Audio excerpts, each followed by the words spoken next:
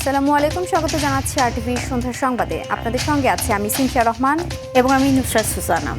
শুরুতেই আন্তর্জাতিক প্রসঙ্গ। ইরানে ইসরায়েলি হামলায় নিহত হয়েছে অন্তত 40 শিক্ষার্থী। হামলার জবাবে মধ্যপ্রাচ্যের বিভিন্ন দেশের মার্কিন সামরিক ঘাঁটিতে পাল্টা ক্ষেপণাস্ত্র হামলা চালিয়েছে তেহরান। এ সময় বাহরাইনে মার্কিন সামরিক বাহিনীর ৫ম নৌবহরের সদর দপ্তরে ক্ষেপণাস্ত্র হামলা করে ইরান। ইরানের ক্ষেপণাস্ত্র হামলায় আবুধাবিতে অন্তত একজন এবং ইরাকের বাগদাদে 2 জন নিহতের খবর পাওয়া গেছে। এদিকে মধ্যপ্রাচ্যে মার্কিন সামরিক ঘাঁটিতে ইরানের হামলায় নিন্দা জানিয়েছে কাতার ও সৌদি আরব। আরও জানাচ্ছেন ইমতাজ আহমেদ। শনিবার ইরানে মেজর কমব্যাট অপারেশন শুরু ঘোষণা দেন মার্কিন প্রেসিডেন্ট ডোনাল্ড ট্রাম্প। ট্রাম্পের ঘোষণার আগে ইসরায়েলও ইরানে ক্ষেপণাস্ত্র হামলার কথা জানায়। এ সময় ইরানের রাজধানী তেহরান সহ দেশের বিভিন্ন স্থানে একাধিক বিস্ফোরণের খবর পাওয়া যায়। ইরানের সর্বোচ্চ জাতীয় নিরাপত্তা পরিষদের অভিযোগ, যুক্তরাষ্ট্র ও ইসরায়েল দেশটিতে নৃশংস বিমান হামলা চালিয়েছে।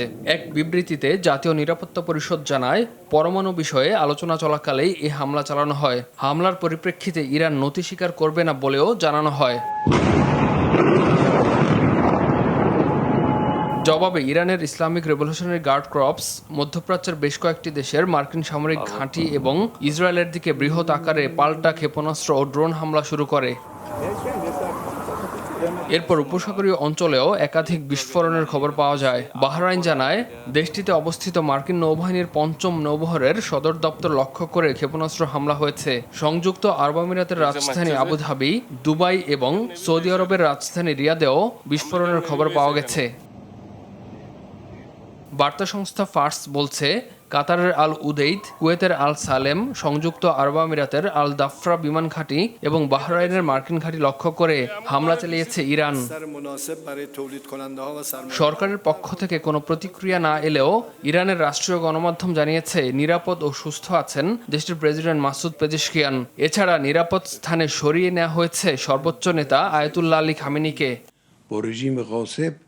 এই পরিস্থিতিতে আকাশপথেও বড় প্রভাব পড়েছে। সব ধরনের ফ্লাইট চলাচল স্থগিত করেছে Air France, Air India, Iberia Express, IndiGo, Japan Airlines, LOT Airlines, Lufthansa, Norwegian Air, Turkish Airlines, Virgin Atlantic, Air Algeria এবং Qatar Airways. Imtiaz Ahmed, RTV. মানুষ সরকারের দিকের চেয়ে আছে ভালো কিছুর জন্য। তার জন্য সকলের সহযোগিতা চাইলেন প্রধানমন্ত্রী তারেক রহমান। বলেন, সকলে মিলে চেষ্টা করলে একটি সুন্দর দেশ গঠন সম্ভব হবে। এমন রাষ্ট্র গড়ে তুলতে চান যাতে দেশের মানুষ আশার আলো দেখবে। সড়কে কোনো শৃঙ্খলা নেই বলে মন্তব্য করেছেন প্রধানমন্ত্রী তারেক রহমান। সড়ক নিরাপদ না হলে বিনিয়োগকারী আসবে না বলে আশঙ্কা প্রকাশ করেন তিনি। শিক্ষা, স্বাস্থ্য, অর্থনীতিকে এগিয়ে নিতে সরকার কাজ করছে বলেও জানান তিনি। বলেন, রাষ্ট্রের স্বার্থে কিছু গোপনীয়তা রক্ষা করতে হবে যাতে রাষ্ট্র ক্ষতিগ্রস্ত না হয়, দেশ ক্ষতিগ্রস্ত না হয়। প্রধানমন্ত্রী তার নির্বাচনী ইশতেহার বাস্তবায়নে কর্মকর্তা কর্মচারীদের সহযোগিতা চেয়েছেন। রাখছে বাংলাদেশের মানুষ, আপনারাও কিন্তু সেই সরকারেরই একটি অংশ এবং সরকার ভালো চলবে তখনই যখন আপনারা সরকারকে সহযোগিতা করবেন। সরকার যদি ভালো করতে না পারে, স্বাভাবিকভাবে সেটির অংশীদার আমি, আপনি, আমরা সকলেই সেটির অংশীদার হব। আমরা সকলে যে যাবর অবস্থান থেকে আমরা কাজ করি আমাদের এই দেশটিকে একটু হলেও যাতে আমরা পরিবর্তন করতে পারি ভালোর দিকে। প্রধানমন্ত্রী তারেক রহমান বলেছেন, হাজারো আত্মত্যাগের বিনিময়ে দেশে গণতন্ত্রের যাত্রা শুরু হয়েছে। এজন্য রাজনৈতিক দলগুলোকে দেশের মানুষের ভাগ্য পরিবর্তনের জন্য কাজ করার আহ্বান জানান তিনি। আর বিরোধী দলীয় নেতা ডক্টর শফিকুর রহমান বলেন, জাতিকে বিশ্বের বুকে একটি সম্মানের জায়গায় প্রতিষ্ঠিত করতে সরকারি ও বিরোধী দল একসঙ্গে কাজ করে যাবে। জামায়াত ইসলামী আয়োজিত ইফতার মাহফিলে তারা এসব কথা বলেন। রুদ্র রফিকের রিপোর্ট। রাজধানীর চীনমৈত্রী সম্মেলন কেন্দ্রে ইফতার মাহফিলের আয়োজন করে বাংলাদেশ জামাত ইসলামী। বিকেল 5:30টার দিকে অনুষ্ঠানে যোগ দেন প্রধানমন্ত্রী তারেক রহমান। শুভেচ্ছা বক্তব্যে প্রধানমন্ত্রী বলেন, দেশের মানুষ রাজনৈতিক দলগুলোর দিকে তাকিয়ে আছে। সবাইকে মানুষের ভাগ্যের উন্নয়নে কাজ করার শপথ নেয়ার আহ্বান জানান তিনি। হাজারো মানুষের অত্যাচার, লক্ষ মানুষের নির্যাতনের মাধ্যমে আমরা আমাদের বাক, ব্যক্তি স্বাধীনতা, গণতান্ত্রিক অধিকার চর্চার সুযোগ আমরা ফিরে পেয়েছি। সেজন্যই প্রথমেই আসুন আমরা আল্লাহর দরবারে শুকরিয়া আদায় করি।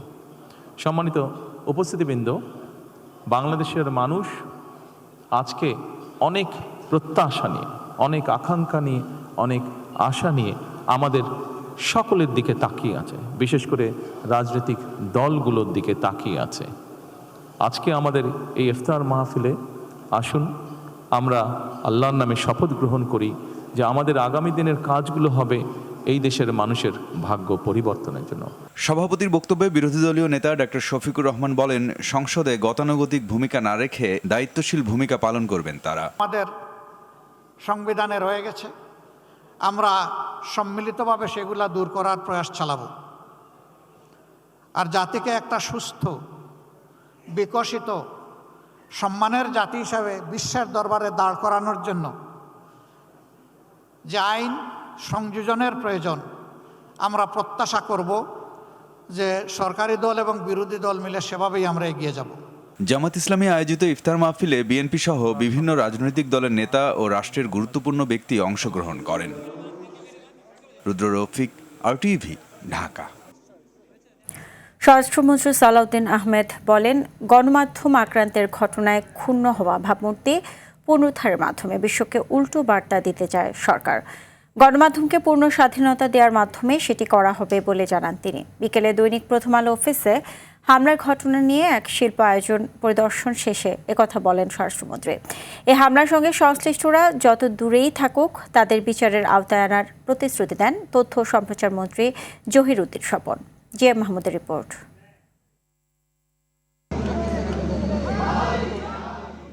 রাজধানীর কারওয়ান বাজারে দৈনিক প্রথম আলোর প্রধান কার্যালয়ে গত বছরের 18 ডিসেম্বর রাতে হামলা, ভাঙচুর, লুটপাট ও অগ্নিসংযোগের ঘটনা ঘটে। ইনকিলাব মঞ্চের মুখপাত্র ওসমান হাদির মৃত্যুর খবর ছড়িয়ে পড়ার পর এ হামলা চালানো হয়। হামলা করা হয় ইংরেজি দৈনিক ডেইলি স্টারের অফিসেও। এই ঘটনার প্রতিবাদ ও বিচার প্রশ্নে শনিবার বিকেলে প্রথম আলো কার্যালয়ে আলো নামে এক শিল্প আয়োজন করে গণমাধ্যমটি, যেখানে উপস্থিত হন দেশের শীর্ষ পর্যায়ের নীতি নির্ধারক সহ গণমাধ্যম ব্যক্তিবর্গ। শিল্প পরিদর্শন শেষে স্বরাষ্ট্রমন্ত্রী সালাউদ্দিন আহমেদ বলেন, এই ঘটনা সারা পৃথিবীর কাছে আমাদের লজ্জিত করেছে।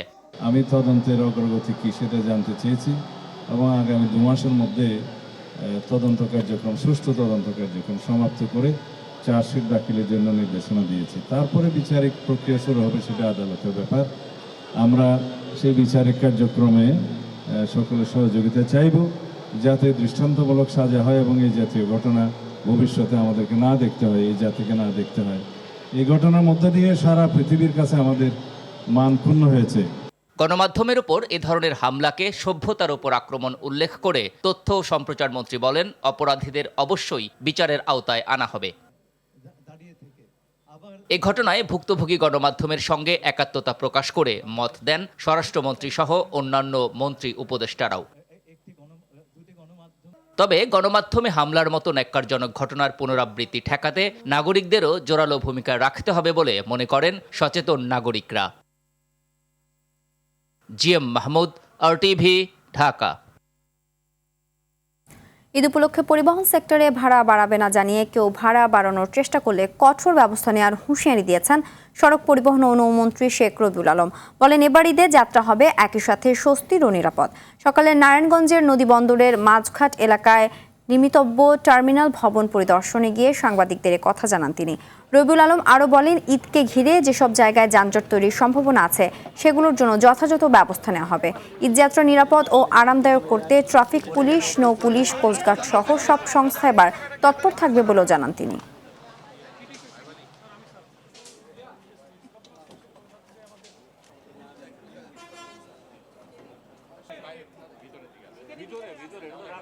এটা যানজট তৈরি হয়ে যায়, দীর্ঘক্ষণ শৃঙ্খলা থাকে না রাত সড়কে যান চলাচলের জন্য।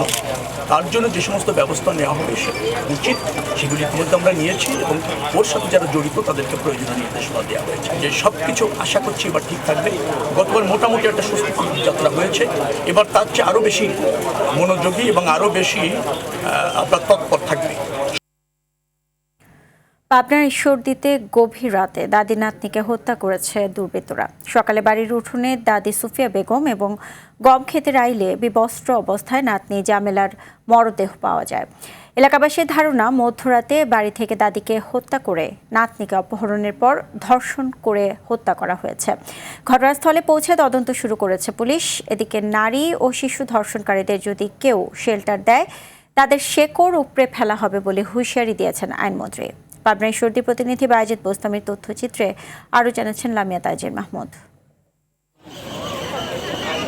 পাবনার ঈশ্বরদী ভবানীপুর এলাকা। মধ্যরাতে হঠাৎ কান্নার শব্দে ছুটে আসেন প্রতিবেশীরা। কান্নার শব্দ থামলে প্রতিবেশীরা ফিরে যান ঘরে। সকালে রাতের কান্নার খোঁজ নিতে গেলে বাড়ির উঠোনে মেলে দাদি সুফিয়ার মৃতদেহ। তার শরীরে আঘাতের কিছু চিহ্ন পাওয়া গেছে। পরে ঘরের নাতনিকে না পেয়ে আশপাশে খোঁজ লাগালে বাড়ির পাশের গম ক্ষেতের আইলে বিবস্ত্র অবস্থায় পাওয়া যায় নাতনি জামেলার মরদেহ। কিছুদিন আগেই জামেলার বাবা তাদেরকে বাড়ি রেখে ঢাকা আসেন। বাড়ি ফাঁকা জেনে আঘাত হানে দুর্বৃত্তরা। একই সঙ্গে দাদিকে হত্যা করে নাতনিকে অপহরণের পর ধর্ষণ করে হত্যা করা হয়েছে বলে ধারণা এলাকাবাসীর। আমি সকালে খবর পাই আমার মিটি মারা গেছে, আসি দেখি আমার মিটি খুন হয়েছে। চাই যে ওদের আমার সন্তানকে যেভাবে মারেছে তার থেকে নিশ্চিত পরীক্ষণ যেন ওদেরকে মারে। আমার বোনে অথবা আমার দাদি যারা মার্ডার করেছে আমরা তারা কঠিন শাস্তি চাই। ঘটনাস্থলে ঈশ্বরদী থানা পুলিশ ছাড়াও পুলিশের অন্যান্য শাখা পরিদর্শন করে আলামত সংগ্রহ করে। সুরতহাল প্রক্রিয়া শেষে মরদেহ ময়নাতদন্তের জন্য পাঠানো হয় পাবনা জেনারেল হাসপাতালে মর্গে। আমরা এই ঘটনাস্থলটা দেখতেছি বিভিন্ন এই ঘটনা জড়িতদের বিষয়ে এবং ঘটনাটা কিভাবে ঘটলো এটা জানার চেষ্টা করতেছি। আমাদের পুলিশ এবং অন্য টিমও কাজ করছে একসঙ্গে। ধন্যবাদ। কিছু মনে হচ্ছে না, এই মুহূর্তে কিছু বলা যাচ্ছে না। এদিকে সকালে ঝিনাইদহের এক অনুষ্ঠানে অংশ নিয়ে আইনমন্ত্রী বলেন, দেশের বিভিন্ন স্থানে নারী ও শিশু ধর্ষণকারীদের বিরুদ্ধে কঠোর ব্যবস্থা নেওয়া হবে। এ ধরনের অপরাধ যেই করে থাকুক এবং তাদেরকে যদি কেউ শেল্টার দিতে আসে তাদেরকে সহ শিকড় উপড়ে ফেলা হবে। সুতরাং আইনের শাসন, ন্যায় বিচার, মানবাধিকার প্রতিষ্ঠায় আমাদের সরকার বদ্ধপরিকর এবং সেই পথ ধরে আমরা হেঁটে যাব। মধ্যরাতের সে কান্না থেমে গেলেও রয়ে গেছে বহু প্রশ্ন। তদন্ত কত দ্রুত অগ্রসর হয় আর দোষীরা কতটা দ্রুত বিচারের মুখোমুখি হয় সেদিকেই এখন তাকিয়ে ভবানীপুরবাসী। লামিয়া তানজিন মাহমুদ, RTV। ঈদের আগে শিল্প কারখানা শ্রমিকদের বকেয়া মজুরি ও বেতন পরিশোধ নিশ্চিত করা হবে বলে জানিয়েছেন বাণিজ্য মন্ত্রী খন্দকার আব্দুল মুক্তাদির। সিলেট সার্কিট হাউসে এক মতবিনিময় সভায় তিনি কথা জানান। বাণিজ্য মন্ত্রী আরও বলেন, এলডিসি উত্তরণ পরবর্তী চ্যালেঞ্জ মোকাবেলায় আগাম প্রস্তুতির অংশ হিসেবে ইউরোপীয় ইউনিয়নের কাছে মুক্ত বাণিজ্য চুক্তির বিষয়ে চিঠি পাঠিয়েছে সরকার। পর্যায়ক্রমে অস্ট্রেলিয়া, কানাডা ও যুক্তরাজ্যের সঙ্গেও মুক্ত বাণিজ্য চুক্তির উদ্যোগ নেওয়া হবে। মতবিনিময় সভায় প্রবাসী কল্যাণ ও বৈদেশিক কর্মসংস্থান মন্ত্রী আরিফুল হক চৌধুরী, সিলেট সিটি কর্পোরেশনের প্রশাসক আব্দুল কায়ুম চৌধুরী সহ অনেকেই উপস্থিত ছিলেন।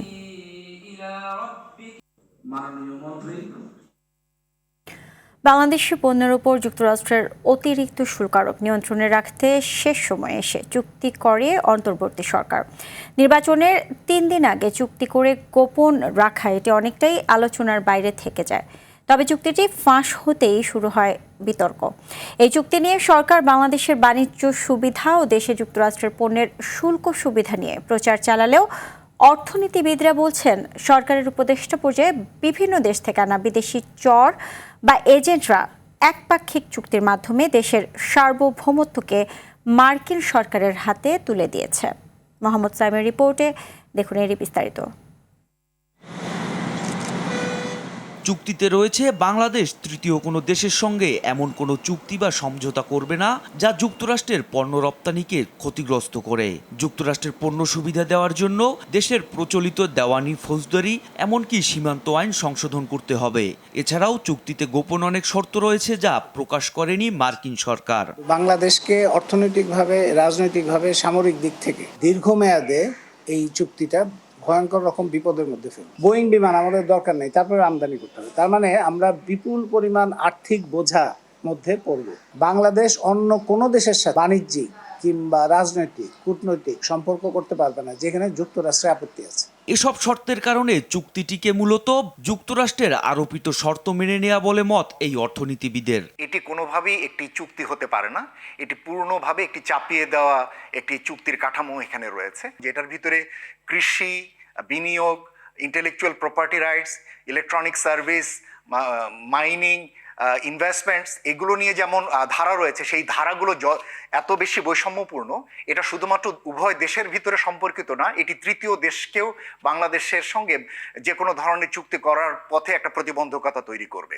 চুক্তি অনুযায়ী তৃতীয় দেশের সাথে বাংলাদেশের বাণিজ্য সহ সামরিক চুক্তি কেমন হবে তা সরাসরি নিয়ন্ত্রণ করবে যুক্তরাষ্ট্র, যা দেশের সার্বভৌমত্ব বিরোধী উল্লেখ করে অর্থনীতিবিদরা বলছেন নবনির্বাচিত সরকারের উচিত হবে এটি আবারও মূল্যায়ন করা এবং এমন চুক্তির সাথে জড়িত ব্যক্তিদের তদন্তের আওতায় আনা।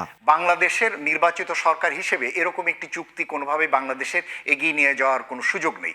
আমরা মনে করি যে এটি বাংলাদেশের সার্বভৌম যে অর্থনৈতিক স্বাধীনতা, এটি পূর্ণ বিরোধী এবং এই চুক্তিটি দ্রুত রদ করা দরকার এবং এই চুক্তির ব্যাপারে কোনো ধরনের কার্যক্রম এগিয়ে নিয়ে যাওয়ার কোনো সুযোগ নেই। সংশ্লিষ্টরা বলছেন এমন চুক্তির পরে এভাবেই দেশের স্বার্থ বিলিয়ে সত্য লুকানোর চেষ্টা করেন অন্তর্বর্তী সরকারের প্রধান উপদেষ্টা ডক্টর মোহাম্মদ ইউনূস। সম্প্রতি বাংলাদেশের সঙ্গে যুক্তরাষ্ট্রের একটি গুরুত্বপূর্ণ দ্বিপাক্ষিক বাণিজ্য ও শুল্ক চুক্তি সম্পন্ন হয়েছে। এই চুক্তি কেবল একটি বাণিজ্যিক সুবিধা নয়, এটি বাংলাদেশের অর্থনীতি, কর্মসংস্থান, শিল্পায়ন এবং আন্তর্জাতিক কূটনৈতিক অবস্থানকে দীর্ঘমেয়াদে শক্তিশালী করার জন্য একটি কৌশলগত ভিত্তি হিসেবে কাজ করবে। এমন পরিস্থিতিতে দেশের স্বার্থবিরোধী শর্তগুলোকে বর্তমান সরকার পুনর্মূল্যায়ন না করলে বাণিজ্যিকভাবে ঝুঁকির শঙ্কা বিশেষজ্ঞদের। মোহাম্মদ সায়েম, RTV, ঢাকা। এদিকে অন্তর্বর্তী সরকারের সময় হওয়া মার্কিন যুক্তরাষ্ট্রের সঙ্গে বাণিজ্য চুক্তিকে চরম বৈষম্যমূলক দাবি করে চুক্তি থেকে সরে আসতে বিএনপি সরকারের প্রতি আহ্বান জানিয়েছে centre for policy dialogue CPD। সরকারকে এই মুহূর্তে বড় অবকাঠামোগত প্রকল্পে যাওয়ার ক্ষেত্রে ধীরে চলনীতি নেয়ার পরামর্শ দেয় সংস্থাটি। আরও জানাচ্ছেন তহিদুর রহমান। গবেষণার প্রতিষ্ঠান CPD কার্যালয়ে আয়োজিত নতুন সরকারের অর্থনৈতিক ও সামাজিক খাতে নীতি এবং প্রশাসনিক সিদ্ধান্ত বিষয়ক ব্রিফিং। নীতি করেন সেরকম একটি উদ্যোগ আমরা নেওয়ার দরকার বলে বিএনপি ঘোষিত রাজস্ব আহরণ, ফ্যামিলি কার্ড, কৃষক কার্ড সহ সরকারের বেশ কিছু উদ্যোগকে স্বাগত জানিয়েছে CPD। এখনো আমাদের মজুরি তুলনামূলকভাবে অনেক কম। শ্রমবাজারের সিন্ডিকেট, নারী ও শিশু শ্রমে বৈষম্য কমাতে সরকারকে বিশেষ দৃষ্টি দেওয়ার পরামর্শ দেয় সংস্থাটি। তাগিদ দেয় NBR পৃথকীকরণের সিদ্ধান্ত বাস্তবায়নের। ফসিল ফুয়েল ভিত্তিক বিদ্যুৎ উৎপাদন থেকে নবায়নযোগ্য জ্বালানিতে রূপান্তরের পরামর্শ দেয় CPD। যেটা দেখেছি যে বিএনপি এখানে বলেছে যে তারা সুকুক বা গ্রিন বাংলাদেশ বন্ডকে তারা গুরুত্ব দিতে চান। সুকুক বন্ড নিয়ে আমাদের আপত্তি নেই, কিন্তু পূর্ববর্তী সরকারের পতিত সরকারের সময়কালে সুকুক বন্ড নিয়ে যা হয়েছে সেটি যেন আবার নতুন করে পুনরাবৃত্তি না হয়। দেখতে চাই যে বিএনপি সরকার এই যে অভিবাসনের ক্ষেত্রে যে বিশাল সিন্ডিকেট রয়েছে দেশের ভিতরে এবং দেশের বাইরে এবং সরকারের ভিতরে, এই যে একটা নেক্সাস গড়ে উঠেছে, এই সিন্ডিকেট তারা কিভাবে ভাঙেন। অন্তর্বর্তী সরকার মার্কিন যুক্তরাষ্ট্রের সঙ্গে বৈষম্যমূলক বাণিজ্য চুক্তি করে গেছে বলে অভিযোগ CPDর। যে এগ্রিমেন্টটা আসলো এটি দেখে আমরা হতভম্ব, আমরা স্তম্ভিত। এই ধরনের একটি চুক্তি কিভাবে একটি সরকার, অনির্বাচিত সরকার করে যেতে পারেন, বা এই দায়টি কিভাবে একটি নির্বাচিত সরকারের কাছে এই সরকার দিয়ে যেতে পারেন। আমার কাছে মনে হয় যে কোনো একটি বিষয় যদি অন্তর্বর্তী সরকারকে নিন্দা জানানোর থাকে, তাহলে এই একটি চুক্তির জন্য আমি আসলে নিন্দা জানাতে চাই। দ্রুত সময়ে সব দলের অংশগ্রহণে স্থানীয় সরকার নির্বাচন দেওয়ার কথাও জানান CPDর গবেষণা পরিচালক। জাতীয় সংসদ বলতে গেলে সরকারি কার্যক্রমকে মনিটরিং এ রাখা বা জবাবদিহি রাখার জন্য তার যে ভূমিকা, সেই ভূমিকা আসলে কখনোই পালন করার সুযোগ পায়নি। তৌহিদুর রহমান, RTV, ঢাকা।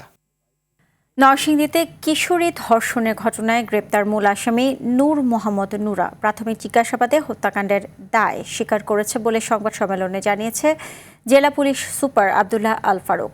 এর আগে শুক্রবার রাত 9টার দিকে গাজীপুরের মাওনা এলাকা থেকে তাকে গ্রেপ্তার করা হয়। এ নিয়ে ধর্ষণের সঙ্গে জড়িত 4 জন এবং বিচারে সহায়তাকারী 3 জন সহ মোট 7 আসামিকে গ্রেপ্তার করেছে পুলিশ। এদিকে মামলায় গ্রেপ্তার আসামি আহমদ আলী দেওয়ানকে ইউনিয়ন বিএনপির সহসভাপতির পদ থেকে বহিষ্কার করেছে সদর উপজেলা বিএনপি। বৃহস্পতিবার দুপুরে নরসিংদী সদরের মহিষাসুরা ইউনিয়নের একটি সরিষা ক্ষেত থেকে 15 বছর বয়সী ওই কিশোরীর মরদেহ উদ্ধার করা হয়। ধর্ষণ ও হত্যা মামলা, ধর্ষণ এবং খুন সহ শারীরিক যারা করেছে মোট আসামি ছিল 9 জন, তার মধ্যে আমরা 7 জনকে গ্রেপ্তার করতে সক্ষম হয়েছি। এ বিষয়ে আমরা তদন্ত অব্যাহত রেখেছি। খুনের মোটিভ সহ অপরাপর কোনো ঘটনা থাকলে সে বিষয়ে উদ্ঘাটনের জন্য জেলা পুলিশ নরসিংদী কাজ করে যাচ্ছে। জাটকা সংরক্ষণে আজ মধ্যরাত থেকে আগামী 2 মাসের জন্য দেশের 6টি অভয়াশ্রমে নদীতে সব ধরনের মাছ ধরায় নিষেধাজ্ঞা শুরু হচ্ছে। চাঁদপুরের মতলব উত্তর উপজেলার 7নল থেকে আমিরাবাদ বাজার পর্যন্ত 30 কিলোমিটার, হাইমচরের চর ভেরবি পর্যন্ত 70 কিলোমিটার এবং ভোলার মেঘনা তেঁতুলিয়া নদীর 190 কিলোমিটার সহ অন্য অভয়াশ্রমগুলোতে অবরোধের সময় মাছ আহরণ সম্পূর্ণ নিষিদ্ধ করেছে প্রশাসন। নিষেধাজ্ঞা অমান্য করলে 2 বছর পর্যন্ত কারাদণ্ড বা সর্বোচ্চ 5,000 টাকা জরিমানা গুনতে হবে জেলেদের। অবরোধের সময় নিবন্ধিত জেলেদের 4 কিস্তিতে 160 কেজি চাল দেবে সরকার।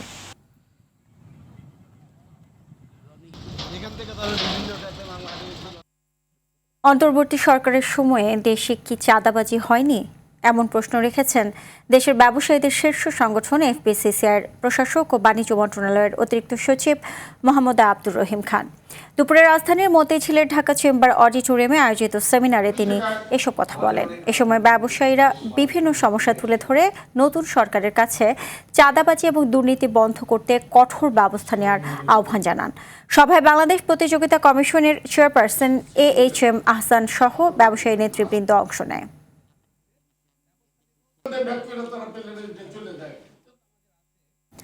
নাটোর পুলিশ লাইন্সে কর্মরত এক এসআই নিজের ব্যবহৃত পিস্তলের গুলিতে পায়ে গুলিবিদ্ধ হয়েছেন। পুলিশ সুপার আব্দুল ওয়াহাব জানায়, বিদেশি নাগরিককে নিরাপত্তা ডিউটি শেষে সন্ধ্যায় পুলিশ লাইন্সের ভেতরে নিজ বাসায় ফেরেন তিনি। এ সময় তার ব্যবহৃত পিস্তলটি বিছানার উপর রাখেন। সে সময় তার ছেলে পিস্তল নিয়ে খেলার সময় মিসফায়ার হয়। এতে এসআই এর বাম পায়ে গুলি লাগে। পরে তার সহকর্মীরা তাকে উদ্ধার করে সদর হাসপাতালে নিয়ে যায়। প্রাথমিক চিকিৎসা দিয়ে উন্নত চিকিৎসার জন্য রাজশাহী মেডিকেল কলেজ হাসপাতালে নেওয়া হয়। চট্টগ্রামের মুরাদপুরে এক ছাদের নিচে পাওয়া যাচ্ছে অন্তত 300 আইটেমের রকমারি ইফতার। দেশের ঐতিহ্যবাহী পেঁয়াজু, বেগুনি, ছোলা, চট্টগ্রামের ঐতিহ্যবাহী মেজবানির মাংস থেকে শুরু করে আরবীয় খেজুর, তুর্কি মিষ্টান্ন, মুঘলাই, ইতালিয়ান, জাপানি, কোরিয়ান, চাইনিজ, থাই সহ বিভিন্ন দেশের প্রসিদ্ধ খাবারের এক বিশাল সম্ভার মুরাদপুরের বারকোট ইফতার বাজার। স্বাস্থ্যসম্মত পরিবেশে এসব ইফতারি তৈরি হওয়ায় ও খাবারের মান ও স্বাদ ভালো হওয়ায় চট্টগ্রামবাসীর পছন্দের শীর্ষে এই বাজার।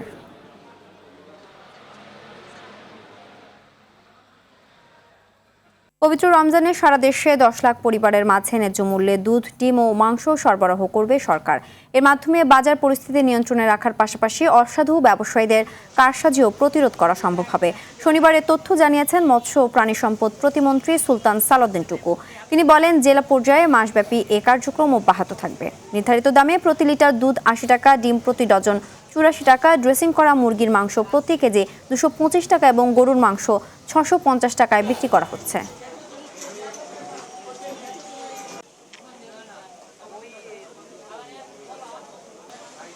ছুটির দিন হলেও মেলার তৃতীয় দিনে জমে ওঠেনি অমর 21শে গ্রন্থমেলা। শিশু প্রহরে শিশুদের আনাগোনায় মুখরিত ছিল মেলা প্রাঙ্গণ। পছন্দের বই খুঁজে পেয়ে খুশি বইপ্রেমীরা। সময় গড়ালে মেলায় বেচাকেনা বাড়বে বলে আশা বিক্রেতাদের। আরও জানাচ্ছেন জাহিদ রহমান।